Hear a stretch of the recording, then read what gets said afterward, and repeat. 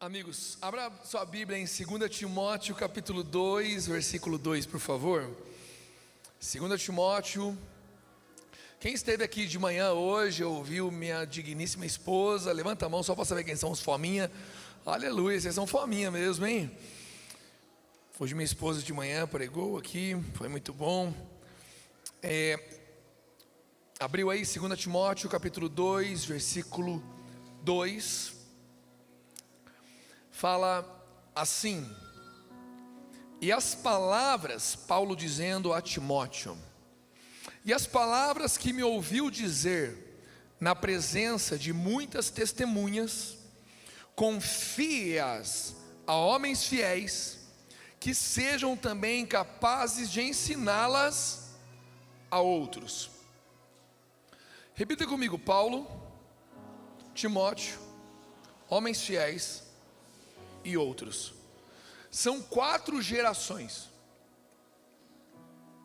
Aqui nós estamos falando de Paulo para Timóteo, Timóteo para homens fiéis e homens fiéis para outros. Sabe, esse é o padrão de Deus para a igreja. Lá em São Paulo, nós estamos lá numa reforma, a gente ficou alguns anos sem ter um prédio próprio, e nós temos desde setembro do ano passado. Aí está fazendo lá algumas salas, perguntaram: Brisa, vai ter gabinete pastoral? Eu falei: que gabinete pastoral? Eu não imagino Paulo, Pedro tendo gabinete pastoral, tá maluco? Mas cara, essas pessoas quiserem ter um tempo com o pastor, eu falei: cara, com quem Deus quiser que eu tenha tempo, vai acontecer um café, um rolê, um encontro, algum momento a gente vai se trombar. Mas igreja de Jesus, meu amigo, é uns cuidando de uns que vão cuidar de outros, e o corpo todo se cuidando. Paulo planta, Paulo rega e o outro colhe, e assim é o corpo de Jesus. Então, porém nós estamos em um tempo em que a igreja está no auge, né? Está na moda ser evangélico, né? Está na moda ser crente, é os bacanão da vez, não está difícil. Nos anos 90, para quem é crente dessa época, meus pais eram, eu era criança, eu não era crente, né? Eu era filho de crente. Aí depois meus pais desviaram, eu continuei sem ser crente, só fui para uma vida pior. Aí fui me converter depois mais velho. Mas nos anos 90, quem era crente era pobre, morava longe e feio, né? Era a realidade. E mano, é crente, ela... Hoje em dia é na moda, é vibe, é o status. Hoje em dia ser crente abre até portas profissionais. A gente já está tipo os maçons, né? Que se juntam ali para fazer as empresas e tal. Você fala: é crente, caraca, que legal. Enfim. Mas por conta dessa facilitação que se deu ser igreja, a maioria das igrejas, nesse crescimento numérico, financeiro, institucional, elas têm caminhado para ser mais parecido com uma empresa do que com uma igreja. Sabe, uma boa gestão, um bom caixa, bons investimentos, boa gestão de ministérios, de pessoas, gerindo crises, cidades, aconselhando prefeitos e governadores. Enfim, a igreja vem ganhando esse status, e ela vem cada hora mais sendo bem gerida. Repita comigo: gerida. Porém, dentro de uma empresa, né, você é um funcionário. O que é um funcionário? É alguém que funciona, ou que deveria funcionar. E se não funciona, eu mando embora, eu descarto. Porque você não funcionando, você não é um bom funcionário. E existe toda uma forma, né? E São Paulo é o auge do ambiente de escritório. Então o que mais existe em São Paulo são pessoas que entram dentro daquele ambiente de escritório. E a cidade, que já é um caos, está piorando, porque aquilo que nasceu da pandemia, que foi o home office, está caindo por terra, e está voltando o presencial. Então eu vi um vídeo que de janeiro do ano passado para esse janeiro desse ano, aumentou em 36% o trânsito, que já era caótico. Por quê? Por conta, na verdade não é nem em janeiro, é o primeiro trimestre do ano, por conta desse retorno. E a galera na empresa ali, eles vestem uma skin, né? Para você ser um bom funcionário, você não precisa ser um bom marido. Para você ser um bom funcionário, você não precisa ser uma pessoa de caráter. Para você ser um bom funcionário, você não precisa tratar bem seus pais. Você não precisa criar bem seus filhos. Até porque, desde a Revolução Industrial, houve-se um movimento global. Qual foi esse movimento? Cara, até a Revolução Industrial, que aconteceu há mais ou menos uns 200 anos atrás, trabalho e vida era tudo junto. O ser humano não sonhava em se aposentar. Trabalho e vida era tudo no mesmo rolê. Porém, a Revolução Industrial trouxe o quê? Trouxe aquele contexto em que, para você trabalhar na empresa, na indústria, você não podia ter um cônjuge lá, você não podia ter relações afetuosas com as pessoas. Se você começava a namorar com alguém da indústria, vocês eram mandados embora, ou um deles era mandado embora. Você era punido dentro da empresa. Se soubesse que seu marido trabalhava lá, ou sua esposa, você não era contratado. Então a era industrial, ela trouxe uma separação entre vida e trabalho, coisa que até então não existia. Trabalho era parte da vida. É por isso que hoje em dia o auge da nossa vida é o sextou, é o final de semana, porque a gente tem uma falsa sensação de que a gente está vivendo somente quando não está trabalhando. Isso é uma consequência da era industrial. Aí a gente tem a falsa sensação de que eu vou começar a viver quando eu me aposentar. Aí eu quero, de alguma forma, então, agora nessa era do Instagram, ter uma renda passiva para eu ter que trabalhar menos e viver mais. Porém, isso tudo são coisas que vai adoecendo o ser humano, porque o ser humano não foi feito para ser bipartido entre trabalho, casa, igreja. O ser humano ele foi criado para ser integral. Uma das bases do pecado no casamento, no trabalho, na igreja, na vida social, é a parcialidade. Entenda bem, se você é parcial aqui, você provavelmente ou está pecando por isso, ou não está desfrutando de tudo que Deus tem para você nesse lugar. Se você é parcial no seu trabalho, ou você está pecando, ou no mínimo você não está produzindo tudo que poderia naquele lugar. Porque a palavra fala, tudo que você colocar as mãos, que seja de todo o coração.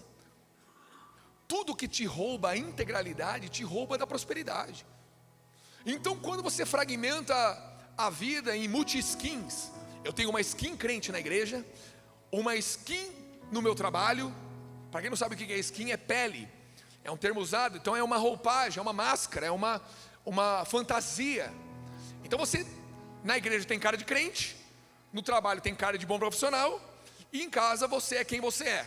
E aí sofra sua esposa e seus filhos com isso, ou seu marido, porque ali você é de verdade. Porque dentro de uma casa onde as pessoas moram junto, não dá para sustentar por muito tempo uma skin. Aí na sua casa o máximo que você é um skin cariol. Eu que inventei essa, é boa, né? Ou no mínimo você riu de pena de mim. Vou até tomar uma água. Mas a grande verdade é que essas múltiplas facetas, elas não são bíblicas. Por exemplo, aquela velha máxima evangélica, cara, a escadinha de prioridades da vida é Deus, família, trabalho e depois igreja. Cara, eu não consigo ver base bíblica para isso, mas eu vejo que é Deus sobre tudo e todos, dando direções ao seu povo. E pode ser que um dia para você prosperar, Deus queira você na sua casa. E pode ser que um dia para você prosperar, você tem que passar o dia inteiro na igreja. E pode ser que outro dia para você prosperar, você tem que viajar a trabalho. Porque uma vida integral não é bipartida. Você não entrega 30% para a família, 20% para o trabalho e 10% para a igreja. Não, você entrega 100% para tudo por Deus e para Deus, fazendo em nome de Deus. Agora, onde que a gente adoece? Adoecemos dando menos do que deveríamos, ou achando que deveríamos dar mais do que temos para dar. Mas isso é outro papo, outro dia. Porém, a partir do momento dessa vida fragmentada, a igreja está se tornando mais uma instituição dentro da nossa vida, em que nós vestimos uma skin crente. Porque dentro de uma empresa, dentro de uma instituição organizada, é fácil vestir uma skin. É fácil você ser alguém produtivo, se você é minimamente dedicado, se você é alguém minimamente ali, sabe, entrega o que você faz. Porém, a igreja que Jesus fundou, ela não é uma empresa, ela é uma casa, ela é uma família. E uma casa, uma família, é um ambiente bem diferente de uma empresa. Ela tem aspectos institucionais, como qual? Na nossa casa a gente tem que pagar IPTU, tem que pagar IPVA, tem que estar com as contas em dia, senão porque o nome nosso é para estar no livro da vida, e não no SPC, no Serasa. Então assim, existem aspectos institucionais em todas as casas, nomes, contas, CPF, números. Porém, não é os aspectos institucionais que sustentam uma casa, mas são os aspectos familiares. A relação do marido com a esposa, da esposa com o marido, dos pais com os filhos, dos filhos com os pais.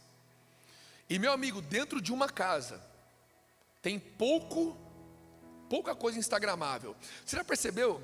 Quando você está na sua rotina, na sua vida, muitos de nós são assim, tirando se você é blogueiro, ou alguém que, sei lá, que curte postar, mas é uma exceção. Mas a maioria de nós posta poucas coisas na rotina, aí de repente você vai fazer uma viagem para a praia, ou para fora do Brasil, nossa, seu Instagram vira um blogger. Uou! Volta para casa, não tem mais o que postar. Por que, Brisa? Porque o que acontece na vida de uma casa, de uma família, é pouco instagramável. Não é uma coisa maravilhosa, vislumbrante para quem assiste. É simples. Ora, é até terrível. É difícil. Morar na mesma casa, meu amigo, de alguém, é saber quem não escova o dente para dormir.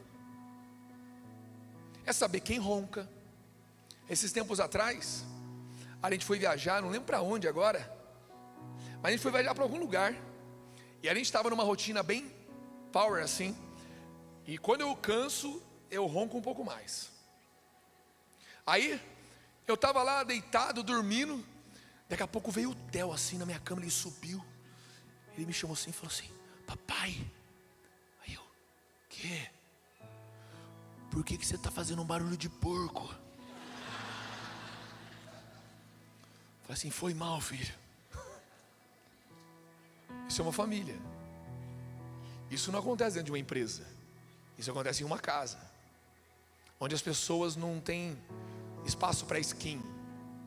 Dentro de uma empresa, de uma instituição, você consegue muito bem vestir uma capa, uma armadura, vestir uma fantasia, colocar uma máscara, trocar de pele, ser parcial. Mas seja parcial na sua casa, para você ver, a conta vai chegar. Vai chegar com seus filhos, vai chegar com a sua esposa, talvez chegue com as suas contas, talvez chegue em outros aspectos emocionais. Porque, meu amigo, uma casa te revela, e uma casa revela a verdade do que está acontecendo. E isso é o que Jesus criou, uma casa. A casa dele chama-se igreja. E mais do que isso, é uma família. E o tema dessa pregação é: gerir não é gerar. Porque em uma empresa, em uma instituição, uma boa gestão é o auge. Mas em uma família, em uma casa, na igreja de Jesus, gerar e ser gerado é o auge. E ser gerado, meu amigo, passa pelos pontos que nós falamos agora de Timóteo, 2 Timóteo capítulo 2, versículo 2. Paulo falando para Timóteo: as coisas que me viu ensinar, ensine-as a homens fiéis, que ensinarão a outros. Isso aqui não é um sistema para dar certo, é uma família. É um lugar como Deus fez. Veja bem para você ver. Abre comigo lá em Malaquias capítulo 4, versículo 6. Malaquias capítulo 4, verso 6. Esse aqui, para quem não sabe, é o último versículo do último capítulo do último livro da Velha Aliança. Ou seja, 4.000 anos de história da humanidade. Para quem não sabe, o Velho Testamento tem aproximadamente 4.000 anos, segundo os historiadores que calcularam ali. 4.000 anos de humanidade, todo um Velho Testamento, toda uma história com Deus ali, antes do Cristo, termina assim: Ele fará com que os corações dos pais se voltem para seus filhos, e os corações dos filhos para seus pais. Do contrário, eu virei e castigarei a terra com maldição. Veja, tudo o que aconteceu na Velha Aliança termina assim, dizendo que Deus fará o coração dos pais se voltarem aos filhos, e dos filhos se voltar aos pais. Aí você pula do último versículo, do último capítulo, do último livro da Velha Aliança, para o primeiro versículo do primeiro capítulo do primeiro livro da Nova Aliança. Agora Cristo. Pula aí, vira a página. Vira a página, passa a folha em branco, se você tiver aí na sua Bíblia de papel. Mateus capítulo 1, versículo 1, começa como? Registro da genealogia de Jesus Cristo, ou seja, a árvore genealógica de Jesus Cristo, filho de Davi. Leia comigo, por favor. Se você não ler, vai ser bem chato. Filho de Davi, filho de Abraão.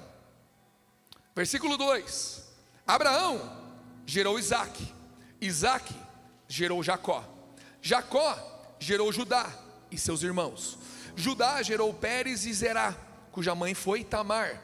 Pérez gerou Esrom, Esrom gerou Arão, Arão gerou Aminadab, Aminadab gerou Naasson, Naasson gerou Salmão, Salmão gerou Boaz, cuja mãe foi Raabe, Boaz gerou Obed, cuja mãe foi Ruth, Obed gerou Jessé, e Jessé gerou o rei Davi.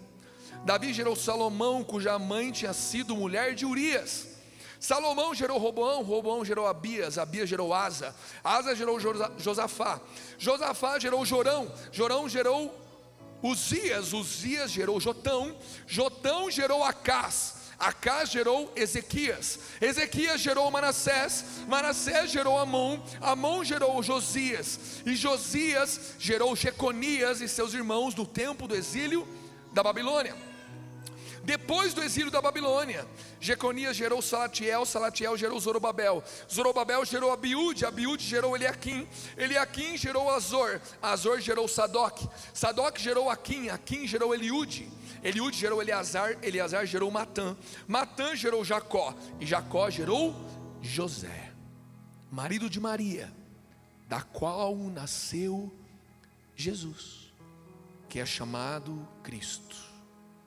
Assim, ao todo houve 14 gerações de Abraão a Davi, 14 de Davi até o exílio da Babilônia, e 14 do exílio até o Cristo. 42 gerações ao todo, que Mateus narra. Se você for lá para Marcos, ele narra até antes, porque ele começa antes de Abraão, mas Mateus narra de Abraão para frente. 42 gerações. Talvez alguns de nós, por que eu fiz questão de forma exaustiva e extensiva ler toda a genealogia de Jesus narrada por Mateus?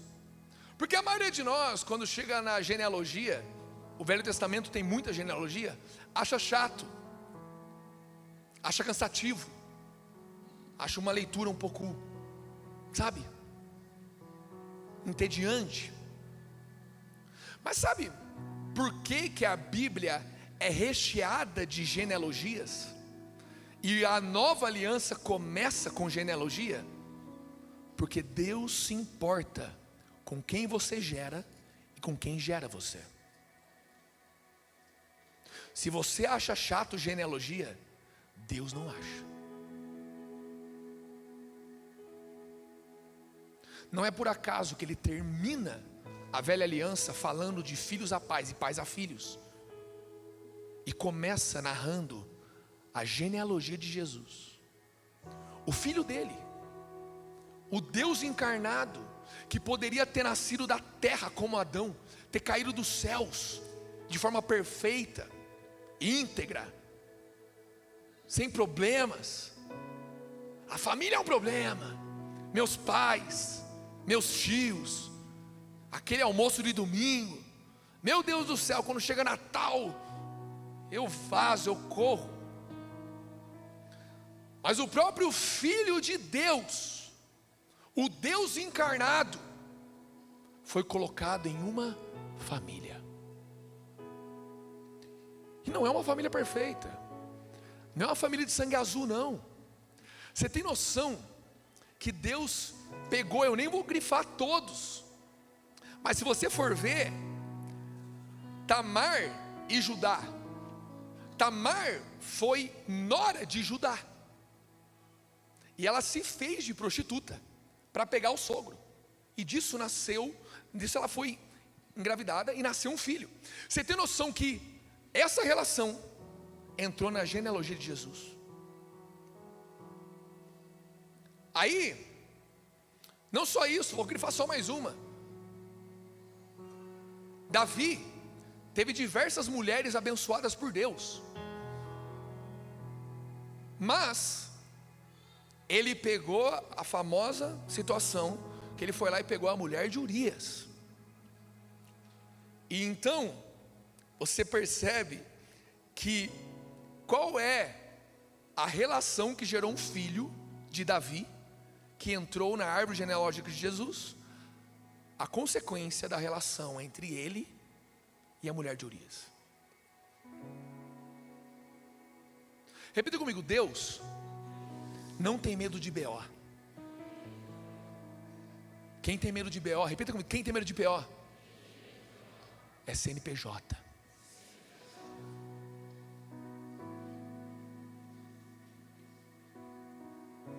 Deus colocou Jesus numa linhagem cheia de BO.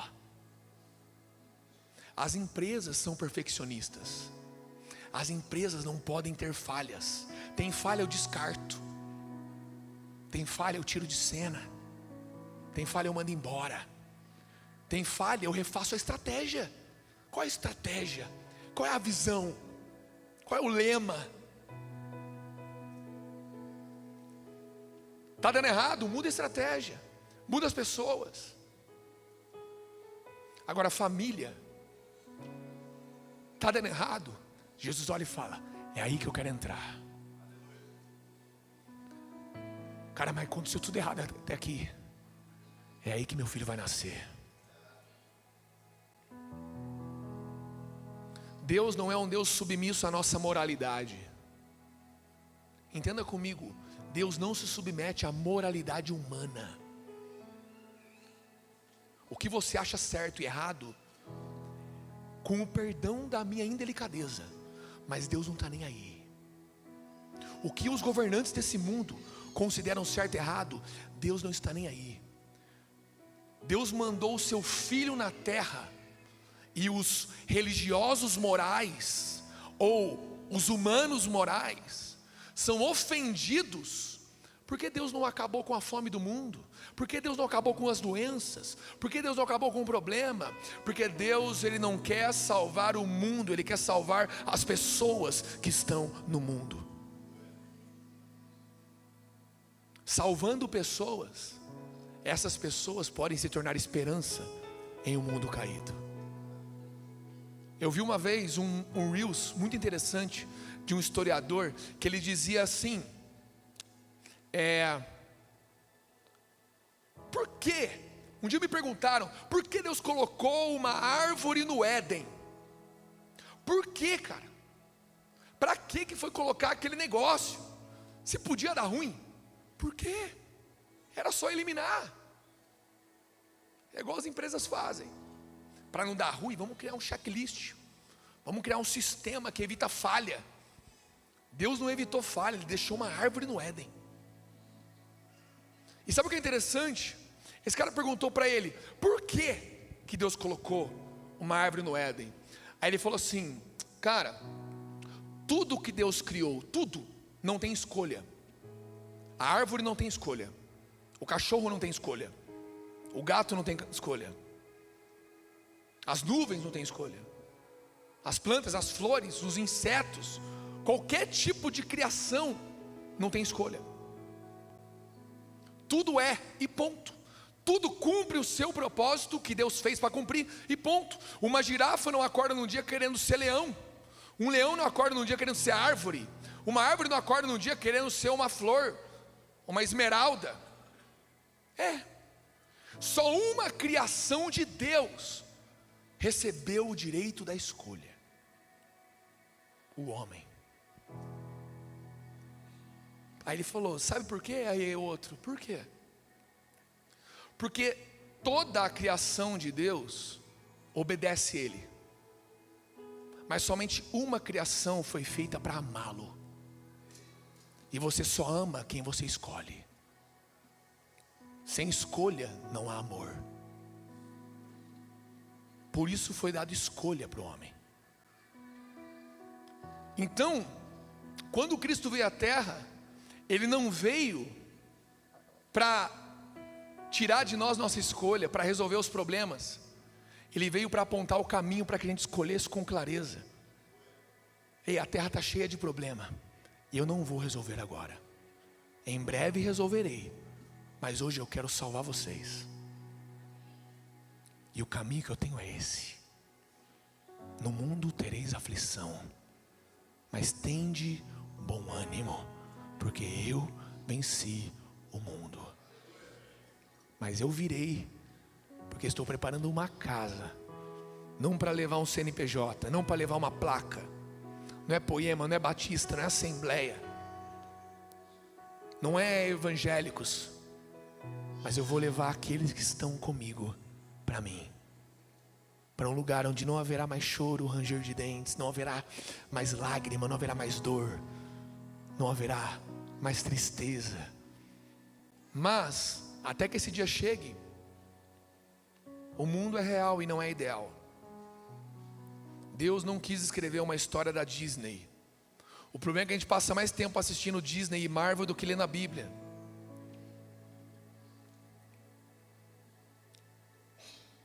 E dentro desse contexto, do que é o Evangelho, do que é Jesus, de quem é Deus, do que Deus espera, a gente tem que entender que Cristo, sendo perfeito, foi colocado em uma casa imperfeita, e nessa casa Ele foi gerado. Nessa casa Ele foi avançando como homem, primeiro como bebê, como menino, e depois como homem. E Ele mesmo depois gerou 11, 12 que um se perdeu. E perceba comigo uma coisa, abra ali em Gálatas capítulo 4, versículo 12.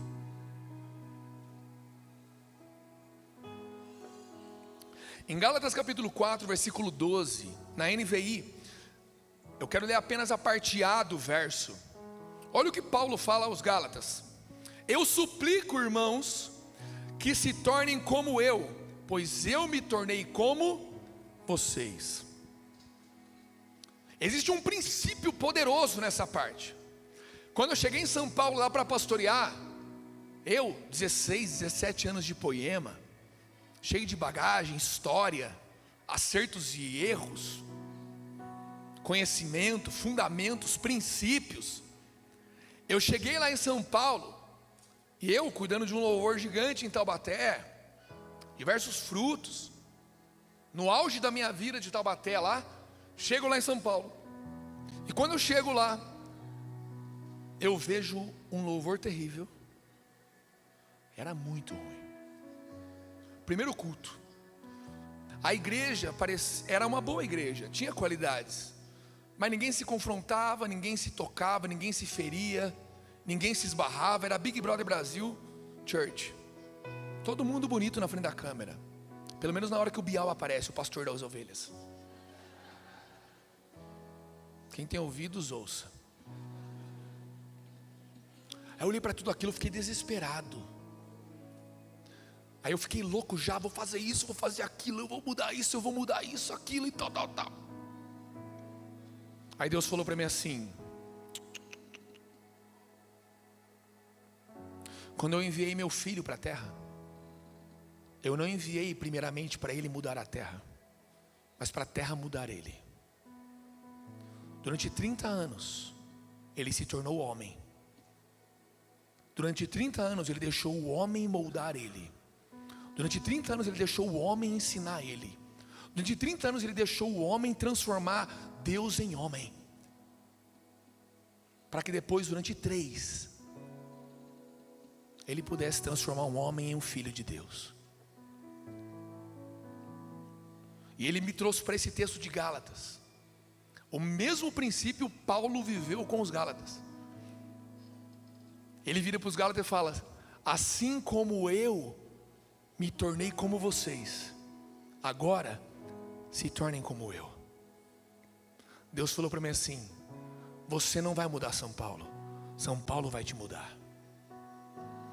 Porque você só transforma por quem você é transformado.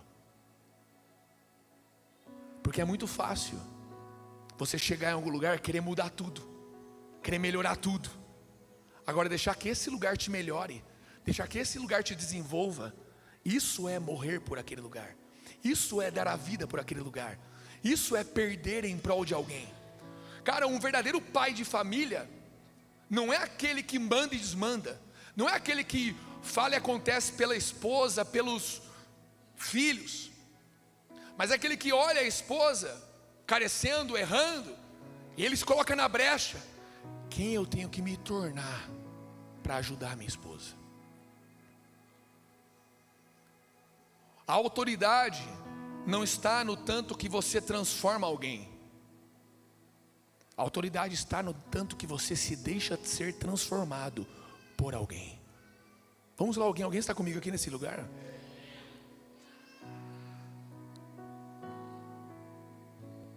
Quando você casa,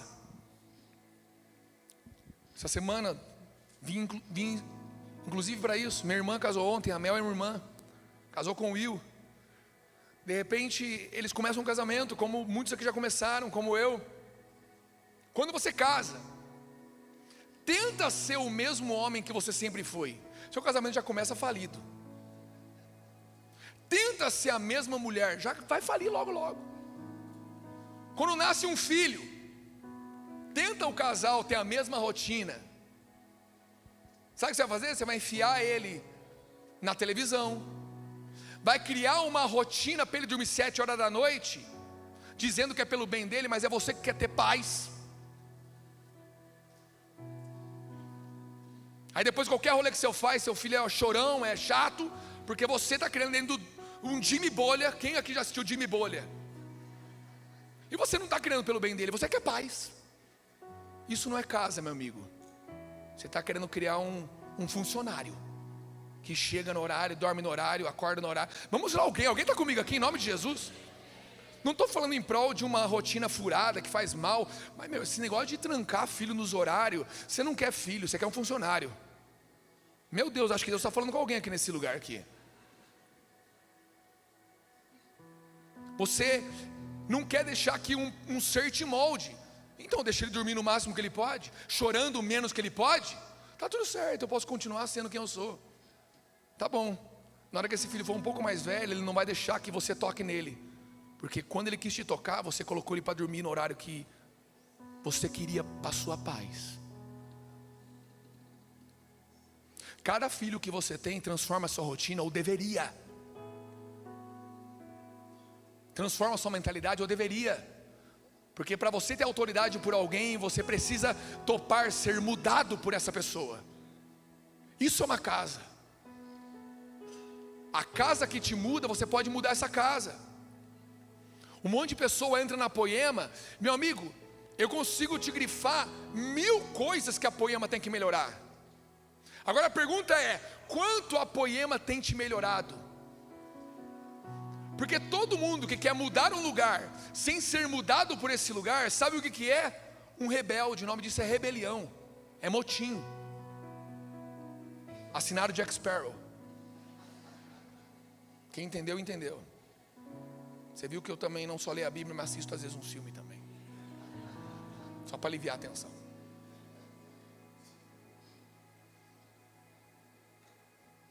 Só muda um lugar que você não pertence se você é um rebelde contra aquele lugar. Agora, se você pertence a um lugar, se um lugar te fere, se um lugar te cura, se um lugar te invade, se um lugar, sabe, mexe em você, mexe no seu âmago, no seu jeito de pensar, no seu jeito de agir, se um lugar pode te tocar nas recâmaras, nos lugares mais sombrios, se esse lugar pode mexer com você, quando Deus se levantar para mudar esse lugar, para ajudar esse lugar a melhorar, não vai ser um rebelde, vai ser um revolucionário. Deus não se rebelou contra a humanidade, Ele veio para revolucionar a história da humanidade. Por isso Ele não veio querendo mudar tudo. Ele veio primeiro para ser um bebezinho que fazia cocôzinho e xixi, ser tocado por Maria e José, filho de Davi com Betseba, filho de Judá com Tamar. Pô, essa casa, essa igreja, essa é a história. Essas pessoas podres vão tocar em mim, na minha fraldinha. Jesus deixou. E quando foi crescendo, em um certo dia, aos 12 anos, ele começa a manifestar quem ele haveria de ser. Ele vai para a casa do pai. Chega Maria e José querendo repreender ele, e fala: eu estou na casa do meu pai. Mas a palavra diz que ele saiu de lá sendo submisso e obediente em tudo. Tem gente que a primeira revelação que alcança já quer ser o rebelde, mudar o mundo. Ele continuou mais 18 anos submisso a Maria e José, até o dia que chegou o dia dele.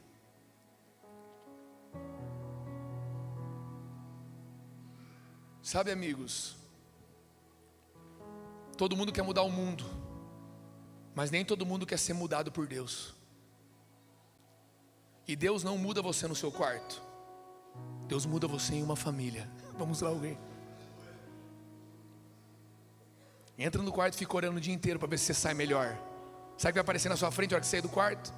Uma esposa para você perdoar, um filho para você ter paciência, um pai e uma mãe para você perdoar. Vamos lá, alguém está comigo aqui nesse lugar?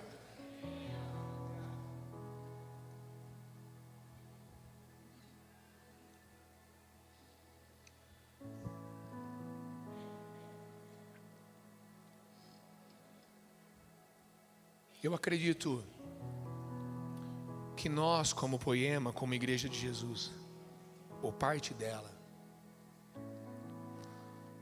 uma das coisas que Jesus quer que nós, nesse tempo tão superficial de Instagram, estética, multifacetas, alto desempenho, high performance, que nós nos tornemos uma família. Não na teoria, não para colocar uma frase embaixo de uma conferência ou na parede, mas para que você aprenda a perdoar, aprenda a ser perdoado. Agora, se você nunca precisou perdoar ninguém dessa igreja, eu quero te contar uma coisa: você ainda não é família com essa igreja. Porque na hora que você casa, vem do namoro, lua de mel, tá lá Giovanna e o Will lá, mel na lua, lua no mel e na hora que chegar depois da viagem, sei lá onde eles foram, na hora que chegar depois da lua de meles, é boleto, é treta, não dá mais para ir para casa do pai, não dá nem para onde correr, não há divórcio, ou não deveria haver pelo menos. Toda a relação que se aprofunda, sabe qual é a principal coisa que ela vai gerar? A necessidade de perdão. Eu acho muito doido isso, né? O primeiro culto a Deus acontece lá com Caim e Abel, 2 irmãos cultuando, 2 reunidos em seu nome cultuando a Deus. Um irmão faz certo, o outro faz errado. O que faz errado se rebela, fica lá injuriado, mata o outro. Assim começa a ideia de Deus de fazer uma família. Nossa, eu se fosse Deus, teria mudado a estratégia. 4.000 anos depois, ele reúne os discípulos e diz para eles assim: ei, eu estou indo embora já já, mas onde 2 ou 3 de vocês estiverem reunidos em meu nome, ali eu estarei. Ou seja, 4.000 anos depois, ele ainda não mudou de ideia. E Pedro, tomado de loucura, que ele era louco, Pedro era o Xandão, mano.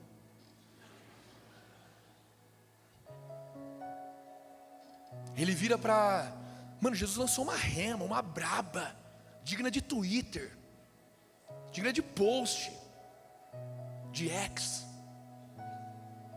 digna, mano, onde 2 ou mais estiverem reunidos no meu nome, ali estarei presente. Era, uau, cadeira para cima, yeah, come on Jesus. Sabe o que Pedro fala? Imediatamente, no próximo versículo: tá bom, Jesus, mas quantas vezes eu vou ter que perdoar eles então? Vamos lá, alguém está entendendo aqui comigo? Meu amigo, não é estar junto de forma institucional, não é estar junto de forma fingida, não é estar junto de forma perfeita, é estar junto igual uma família, vai precisar haver perdão. Vamos lá, alguém, cara. Vai ser uma desgraça sendo apresentada para outro desgraçado, e todo mundo se juntando e sendo agraciado por Deus, e Deus olhando para tudo isso e fala: eu ainda não mudei de ideia.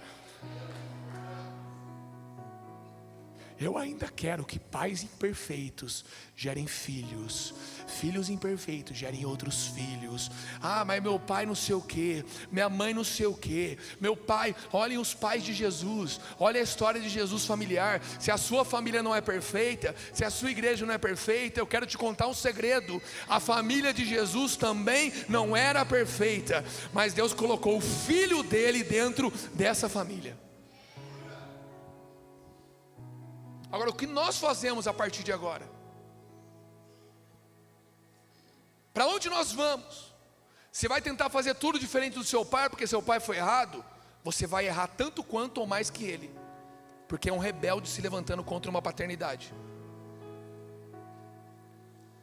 Você pode ter certeza, se o seu pai ou sua mãe foram terríveis, e você quer ser diferente dele, não tente ser diferente dele. Se quebrante perante a mão poderosa do Senhor e escute do Senhor quem Ele quer que você seja como pai, quem Ele quer que você seja como homem, quem Ele quer que você seja como mulher. Para de tentar ser diferente dos seus pais, melhor que seus pais, e começa a entender que o único bom que há entre nós é o Pai, o Filho e o Espírito Santo. Ouvindo as palavras de vida eterna dEle é que nós podemos ter esperança. Vamos lá, alguém, cara. Seu papel não é ser melhor que seus pais, porque no mínimo você vai ser tão ruim quanto eles, se não for pior. Agora, aquele que se submeter à mão do Senhor, honrando pai e mãe. Ah, mas meus pais foram terríveis, não tem como eu me conectar. Perdoe, mas entende que Deus vai colocar paz na sua vida dentro da igreja, pais espirituais, vozes paternais. Em algum lugar Deus vai te apresentar a paz na sua vida. Porque se você não for gerado por ninguém, você nunca vai gerar alguém. Somente é gerado quem gera. Sabe qual é o nome disso? É um útero espiritual. Sabe o que a Poema é? A Poema não é a melhor igreja, A Poema não estão os melhores, não está a melhor teologia, já te conto já logo agora, não estão os melhores homens, não está a igreja mais justa, mais correta. A Poema é um útero espiritual, quem quiser cai para dentro, porque o Xande e a Marcela está sendo gerado nesse útero, eu e a Larissa estamos sendo gerados nesse útero, você deveria ou está sendo gerado nesse útero, e todo mundo que está sendo gerado em algum momento vai começar a gerar, porque quem é gerado gera. Vai lá, Paulo, gere Timóteo, porque Cristo te gerou, e Pedro também te tocou, e Pedro nem gostava de Paulo, mas gerou ele. Agora vai lá, gera Timóteo, Timóteo gere alguém, e alguém gere outros, porque essa família não é uma casa de grandes líderes religiosos, grandes pastores, grandes do sei o que, é uma casa de uma família, em que pais geram filhos, filhos geram filhos. É isso que Deus tem para a igreja. Não é uma empresa, é uma casa. Vamos lá, alguém. Aplaude Jesus. Tem um aí, aplaude todo mundo.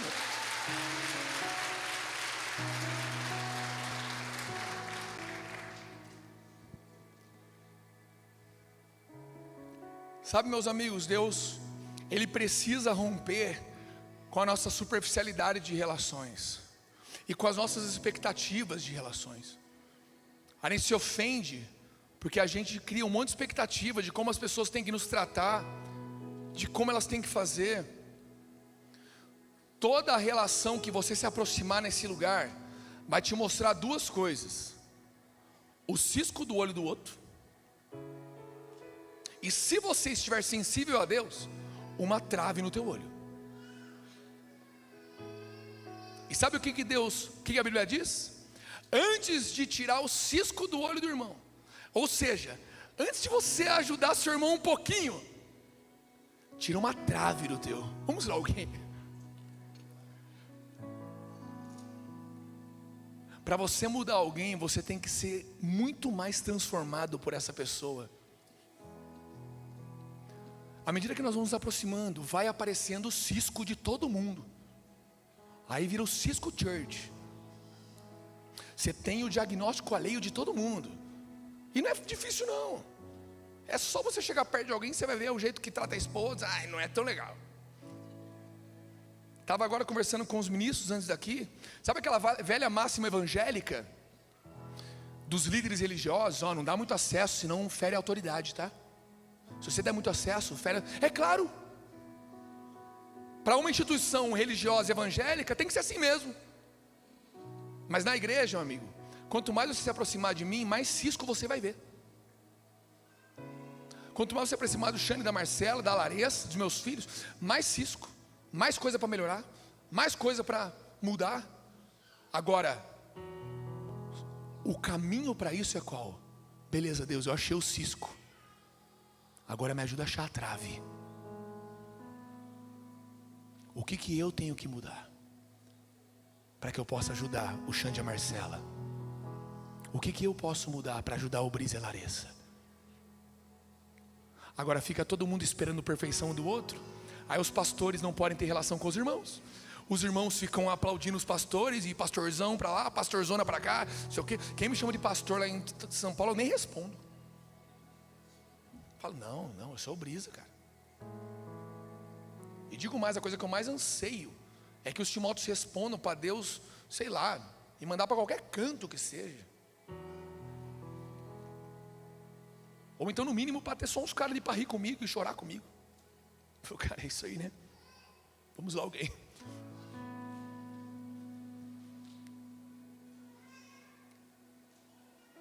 Agora, em 1 Coríntios capítulo 11, versículo 1. Vocês estão comigo aqui, amém? Vai dizer assim, Paulo dizendo aos coríntios: tornem-se meus imitadores, como eu sou de Cristo. Beleza, ser uma família, todo mundo louco, todo mundo, né, maluco, verdadeiro, todo mundo podre, é isso aí, Brisão! Estou sentindo liberdade nesse lugar, eu posso ser eu mesmo agora, Charlie Brown Jr. Agora, cara, a palavra diz que o poder de Deus se aperfeiçoa em nossas fraquezas. Sabe qual é o mal dos poemeiros mais raiz que tem? Todos eles são ninja em assumir fraqueza, mas fracos em experimentar o poder de Deus. Eu me coloco nesse lugar. Eu sou podre mesmo, eu sou ruim, eu sou terrível. Tá bom, mas a palavra não fala que a salvação do fraco é saber que é fraco. A salvação do fraco é experimentar o poder que se aperfeiçoa na fraqueza. Então não é só ser uma família de loucos, por mais que seja da hora também, mas sejam meus imitadores, como eu sou de Cristo. O que vai santificar esse rolê verdadeiro para não ser, sabe, facção church? Porque se a gente só é família sem Cristo, só é um bando de fracos sem poder de Deus, cara, é facção, é PCC church, é Comando Vermelho church, só tem maluco aqui. Agora, o que nos torna uma santa igreja são várias pessoas carentes da glória de Deus, várias pessoas falhas, frágeis, limitadas, experimentando o poder que se aperfeiçoa em nossas fraquezas. Ou seja, cara, eu estou sendo gerado pelo Xandão, estou gerando você e você está gerando outro, tal. Legal. Mas tem Cristo nisso? Será que nós estamos nesse lugar contemplando a glória de Cristo? Será que a glória de Cristo está nos transformando? Ou a gente está se orgulhando de não ser uma igreja religiosa, poder falar nossos pecados, nossas mazelas?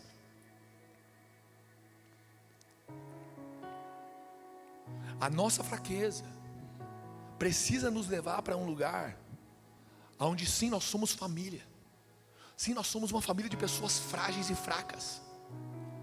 Mas o que mudou a história da humanidade não foram 42 gerações cheias de BO.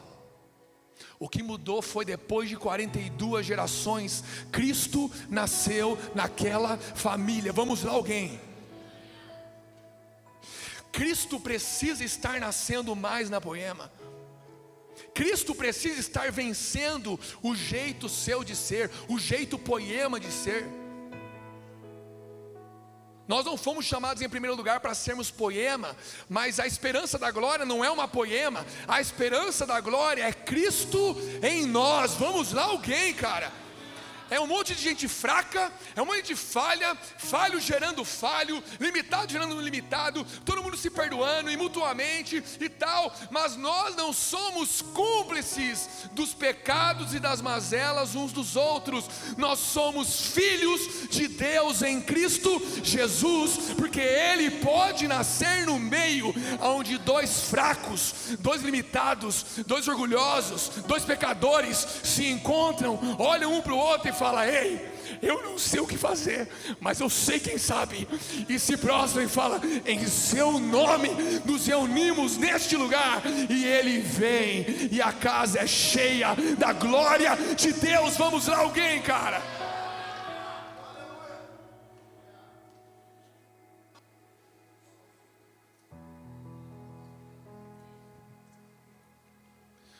Agora Jesus tem que derrubar nossos ideais. Olha o que diz em Jó.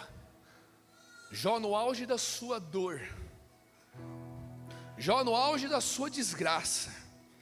Ele fala lá no capítulo 5, versículo 18 do livro de Jó. Ele fala do próprio Deus, porque Ele faz a ferida e Ele mesmo a faz sarar. Ele fere e as suas mãos curam. Quer fazer parte de uma família de Deus?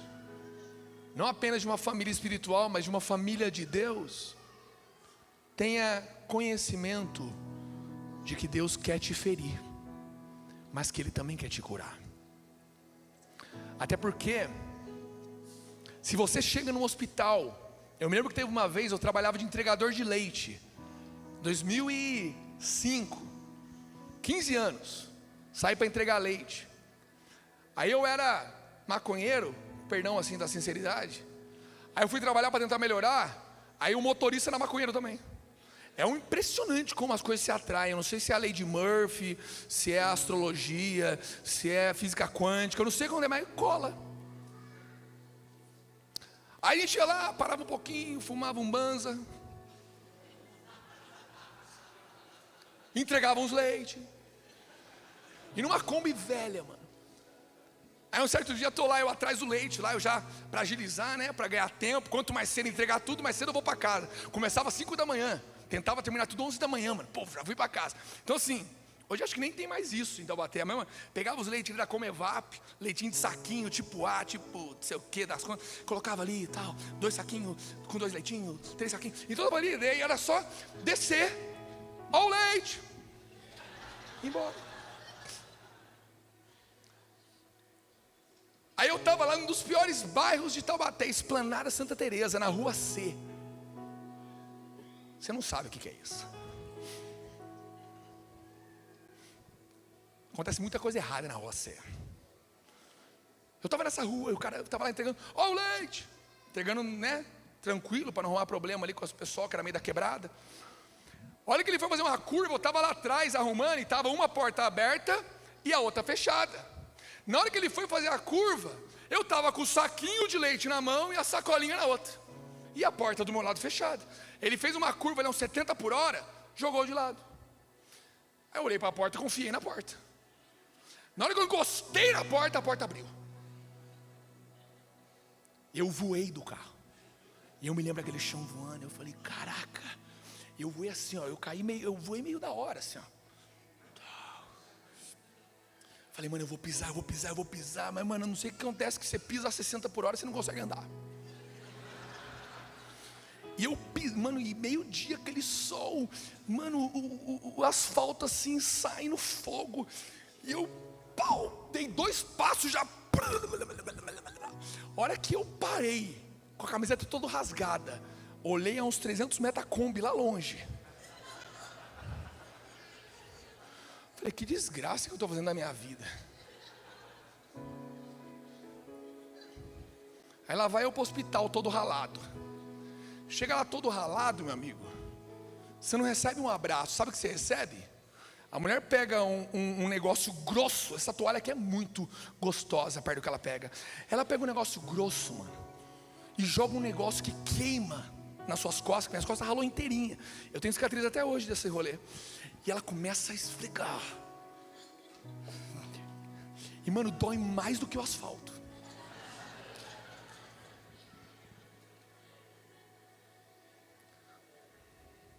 Agora, é isso que cura. Sabe qual que é o problema? Nós queremos que a cura de Deus concorde com a minha doença, que ela seja aconchegante. Eu quero dizer uma coisa: a cura de Deus discorda com aquilo que te dói, para que te sare disso. Então não é confortável, não é fofo, porque tem coisa que ele vai ter que pegar, igual foi comigo ali, pegar um negócio ali e passar na ferida. Agora eu posso dizer para você, enquanto ele está te ferindo, ele está te curando. Vamos lá, alguém.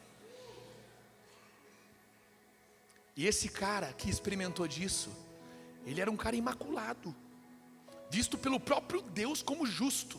Você tem noção de quantos homens na história da Bíblia é visto pelo próprio Deus como alguém justo? Meu Deus do céu, pouquíssimos. Ele não merecia, perdeu tudo que tinha, só não perdeu a vida e a esposa. Talvez ele queria até perder a esposa. Quem conhece a história sabe. Porque o problema tinha que continuar, então a esposa tinha que continuar. A esposa goteira é um problema. Aí, morre os filhos, era rico, perdeu tudo. Para quem não sabe, o livro de Jó está no meio da Bíblia, mas os historiadores afirmam que aconteceu ali, quase contemporâneo de Abraão ali, em Gênesis. Então, aconteceu tudo aquilo, e ele no auge ali, perdendo tudo, cara. Alguém podia pensar, pô, esse cara é incrível, esse cara é da hora. Deus mesmo falou para, mano, se fosse falando a linguagem de hoje, ele ia falar para o diabo, mano, Jó é da hora, Jó é firmeza. Mas nas palavras da época, mano, Jó é justo, você viu? Tá bom, Deus, então deixa eu tocar umas paradas ali para ver se ele é mesmo. Vai lá, eu boto fé no meu menino. Mano de Deus. Não sei quem aqui já assistiu aquele filme do Todo-Poderoso, que Deus começa a fazer umas paradas com o cara lá, aí ele começa só a se lascar. Aí chega uma hora que Deus vira para ele e fala para ele assim: é porque eu te amo. Aí acontece outra parada, ele fala para Deus: então me ame menos, por favor. Tenho certeza que quem originou essa fala foi Jó. Mas ele começou a no meio da dor, no meio da dificuldade, a esposa amaldiçoando Deus, e ele louco ali, tal, os amigos vindo e batendo nele, não sei o quê. Ele chega nessa conclusão, porque Deus faz a ferida e faz sarar. Ele fere, mas ele também cura. E lá no fim, em Jó 42, versículo 5, ele chega a uma conclusão: eu te conhecia só de ouvir, mas agora os meus olhos te veem.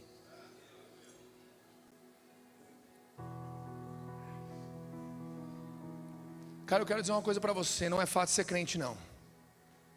Nesse mundo, então, pior ainda. Se você viver numa bolha evangélica, ou dentro de um pseudo quartinho que você vive lá achando que é o cara da oração e não se relaciona com ninguém, é mais fácil. Mas ser crente de verdade não é fácil. Fere, cura, fere. Mas o que importa, se nós permanecemos e deixamos Deus terminar a obra que Ele começou, eu posso te garantir, como a palavra nos garante, que um dia nossos olhos os verão como Ele é. Ainda não vemos, mas um dia veremos, cara. Assim como Jó pôde ver, a palavra garante, Paulo garante, que um dia o veremos como Ele é. Agora, será que você quer cair para dentro de um útero espiritual? Ou será que você quer só funcionar como um funcionário de uma empresa? Ou somente ir no domingo para cumprir um protocolo? Eu quero dizer que Deus tem mais para você e para nós. E vai frustrar, vai doer. Agora, terminando, eu quero chamar o louvor aqui. Abra comigo em 1 Pedro capítulo 1, para terminarmos. 1 Pedro capítulo 1, versículo 22 ao 25. Na Nova Almeida Atualizada, NAA. Se atente comigo. Fala assim: tendo purificado a alma pela obediência à verdade, e com vistas ao amor fraternal não fingido. Olha a família aí. Com vistas ao amor fraternal não fingido, amem intensamente uns aos outros de coração puro. Por que, Brisa? Verso 23. Porque vocês foram regenerados, não de semente corruptível, mas de semente incorruptível, mediante a palavra de Deus, a qual vive e é permanente. Eu vou terminar aqui, no verso 23. Sabe o que significa a palavra regenerado? Gerado novamente. Algo ou alguém que foi formado ou gerado novamente, resultando em melhoria, reconstrução, reabilitação.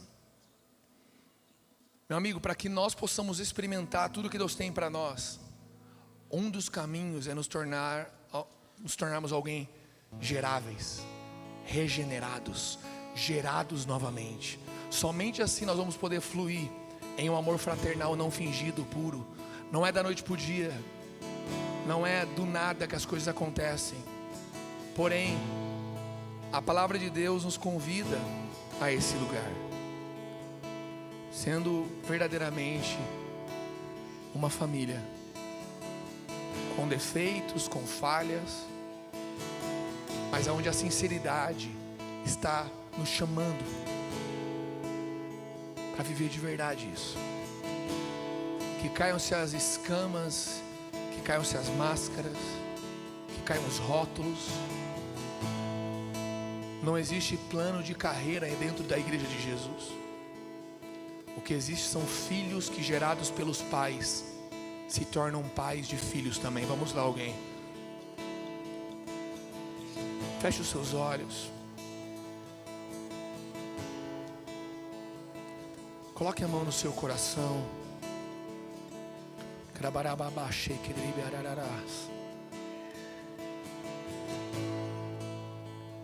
Eu não sei se alguém aqui quiser sair do seu lugar, vir aqui na frente, ajoelhar ou ficar de pé.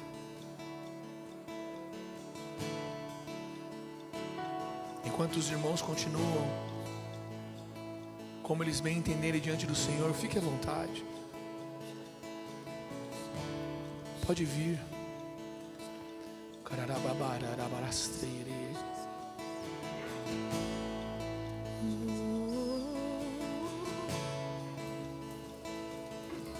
Você que está no seu lugar, se quiser se colocar de pé, se quiser se ajoelhar, só não fique de qualquer jeito.